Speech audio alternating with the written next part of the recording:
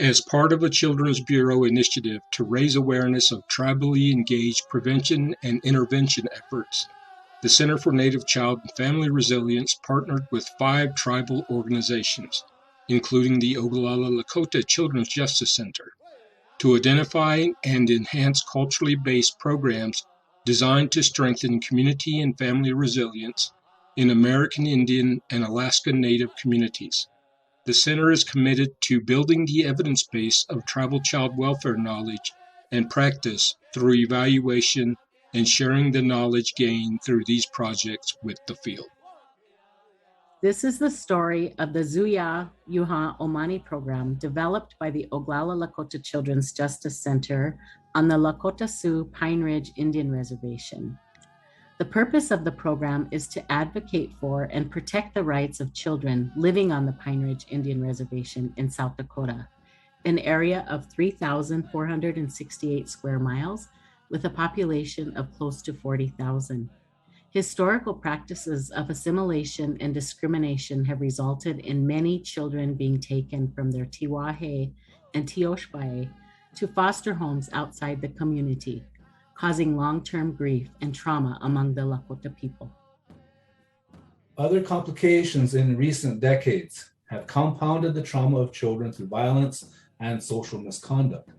Others of our Wakayanja or children are trapped in homes where neglect and abuse take the place of love and guidance, needing help to find a safe place to grow up, helping their spirits heal and soar.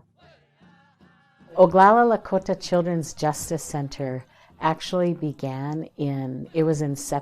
idea was incepted in 1997 by a group of people at home who wanted to become a CASA program, a court-appointed special advocates. And so with that, that's how it all began. It wasn't until later and that we did a transformation to become Oglala Lakota Children's Justice Center, which opens up child advocacy to a whole enhanced level of child advocacy. We seen the need to have advocacy from the point of trauma throughout healing, instead of just at that adjudicatory level. The mission and vision is really to provide services, cultural services at every level within our advocacy. And it's taking the lessons from our historical past and combining them with now and providing that advocacy for the children. So again, I said from the point of trauma throughout healing. So at every level, when we greet the children, meet them, and all the way, of course, through the cultural, the ceremonies, but it's even in the advocacy, how we greet them and how we advocate for them. In the past, there were many different responsibilities that people had, like a whip man, Gat'ela societies, Tokala societies, but there were also men and women who were storytellers and culture bearers. So our children in the old days would be oriented from the beginning of time, which would be our creation story. And with the utilization of the creation story, it actually tells these boys and girls who they are and where they come from. So our creation story, our culture, our legends, our ceremonies all have an integral part in the orientation of our children, especially as it pertains to them growing into adults. So those are the things that we want to impart back to our children, so they at least have a concept or a thought about how they're supposed to move forward in life. So implementation really garnered collective advocacy on our homelands. So with that, as we moved along, and I began in the program in June of '98, and doing that, that CASA advocacy and training those volunteers and guiding them to do the advocacy for the children. Then we built up and we seen that it needed that collectiveness. So we've added in our laws, which I worked on and was a co-facilitator for 6 years. We worked on our child and family code, which is Wakaja na Tiwahe Tawohpe, means child advocacy and laws. And that was so gathering from all of the people there, all of the people, the spiritual leaders, the program people, the youth, the leadership there. And so to actually work on that for 6 years, we knew that there needed to be implementation of the culture. That's our blueprint. And that's really when that dynamic began. And in our law is a few different things. And one of them is the tribal child protection team. We have federal prosecution-based multidisciplinary team. So we didn't want to rename it as the same. But that is the different disciplines, as I call them, of law enforcement, of child protection, of child advocacy, of victim services, of Indian health services, providing the medical. So that's really was an implementation aspect of doing our work in that way, and coming together and networking for the best interests of the child. We receive children in our program because they have been severely physically or sexually abused. And we utilize the culture as a means to let them know that they can be in control of their own destiny.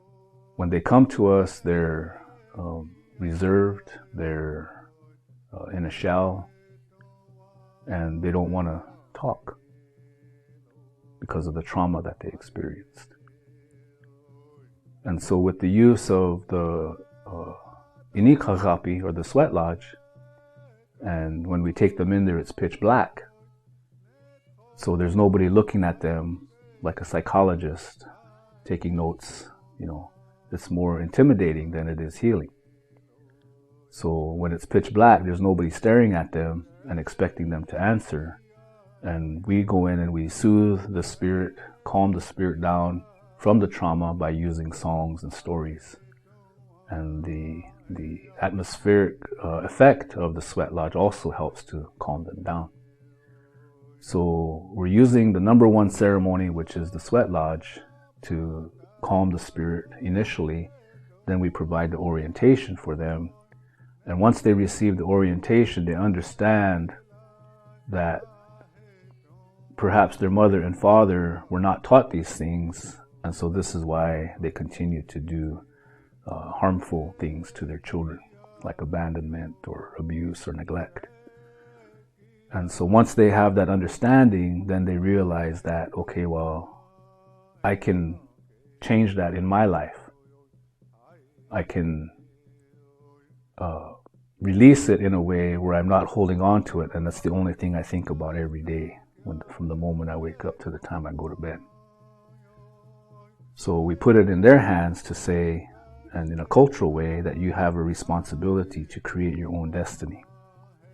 And once they realize that they have their own control over the issue, then they're able to, not let everything go as if it didn't happen, but to evaluate that and realize that that trauma and what they experienced doesn't make them who they are. They can learn from it, they can grow from it, and then they can turn around and leave it in the past and move forward into the future by what comes out of their mouth, how they choose to think, and how they choose to feel. So that's empowering for them to be able to do that. In a lot of scenarios, a lot of the abuse doesn't go reported, and so they stuff it and they keep it inside. And they're the ones you see usually in the communities who are creating more chaos, creating more disturbance, continuing and perpetuating the lateral violence that goes on in reservation communities. So we've had many successes in terms of the amount of children that we've seen versus the other forms of treatment, which continue to see them revolve through the door. So we know that culture works. We know that the orientation process works because it actually allows them the ability to heal in a holistic manner, as opposed to seeing a psychologist for mental issues or having to go to a priest for spiritual issues. And then they have to tie that in somehow with the holistic themselves. So we provide the holistic understanding, through our orientation, through the creation story, and then through the ceremonies.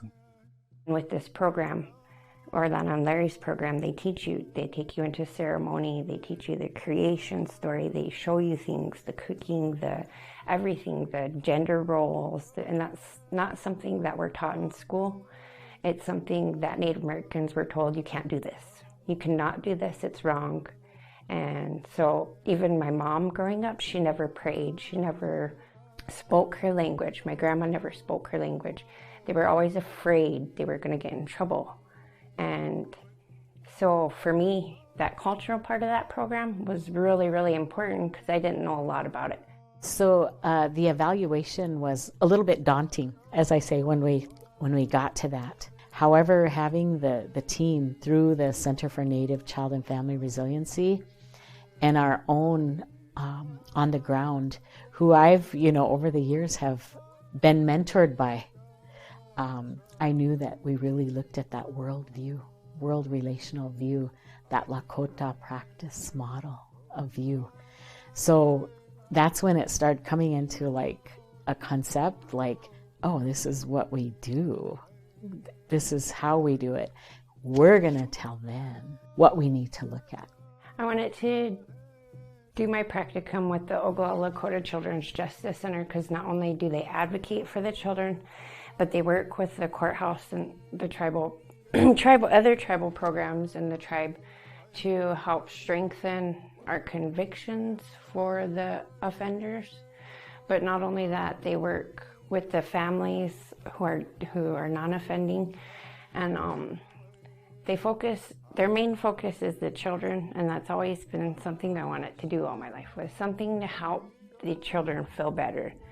And just watching Oglala and Larry work, you could see them lift some of these children up, and that's hard to do with what they've been through because kids don't talk about it. I think that it was really a blessing that we were able to acknowledge someone who's right there, someone who's working in our local setting with Oglala Lakota College, and that they too can get that, that professional mentorship from our leaders, and working with the children. And I think that she too has validated that how useful that was, not only getting her education, but to be able to be there, hands-on and work. So very, very beneficial, not, for us as a program, for her as an individual, but for the children and for the families. Because we did a lot of work, being able to really provide that mentorship as I was mentored along the way all these years, being in the program for over 23 years and then over 3 decades of working in the child welfare system, child protection system, how important that is. Yeah. The program has benefited from many valuable partnerships. Mac Hall, developer of Project Venture and founder and executive director of National Indian Youth Leadership Project, is one of those valuable partners. And our goal is to collaborate and partner with the Children's Justice Center. We're working with a lot of kids in a lot of schools, and we know that those kids are have abuse in their background and need help, and a lot of times they're not getting that help. And so we see this as an ideal partnership for our work, and also see the opportunity for talking with other communities where we're doing Project Venture about the work that the Justice Center is doing. And we became successful not because we had deficits, not because we had problems. We became successful because we talked about our strengths, our gifts, all the positive things, attributes that were present within our community, within our families, and all about the positive things that we've seen for our communities and families in the future. And this is the context that we want to bring into the community conversations, a more positive and strength-based context and an expansive one that requires a broader cross-section of people, our community and other stakeholders that are really interested and have a commitment to eradicating child sexual abuse. CNCFR and OLCJC have collaborated to develop a Zuya Yuhan O'mani Program manual and supporting implementation guide. These materials will help organizations or tribes that would like to implement this program in their community do so in ways that are congruent with their culture, values, rituals, and communities.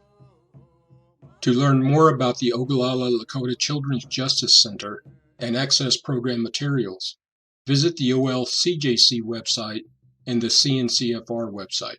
The Center for Native Child and Family Resilience was funded by the Children's Bureau, Administration for Children and Families, U.S. Department of Health and Human Services, under Cooperative Agreement Number 90CA1853.